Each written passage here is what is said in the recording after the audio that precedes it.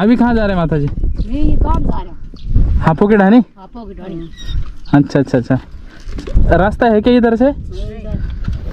तो ये है, गाड़ी जाने के लिए नहीं है ना? गाड़ी नहीं जाती, गाड़ी नहीं जाती।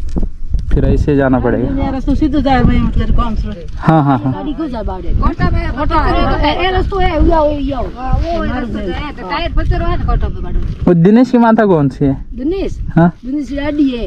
ये, हाँ, वो विक्रम। विक्रम की डाडी लारी वो आए वो। अच्छा वो, और मेवाराम, हाय? मेवाराम की मेवाराम की डाडी हो। उधरी उधरी। हाँ, उसको ब्याह को लेके जाना, पकड़ के ले जाना।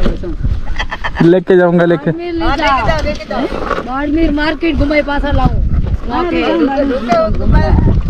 पिताजी ठोका है दादरा। हाँ अरे उमर बाप मां ठोका है। खुशी ले गया भाई, ये हो जाए घूमने ये बताओ। ले जाए सब, ले जाया, ना सर स्कूल दे जाओ। ले जाया मेवाराम को और विक्रम राम को। ठीक। दो नहीं ले जाया। स्कूल नहीं जाए वहां जाई बोले।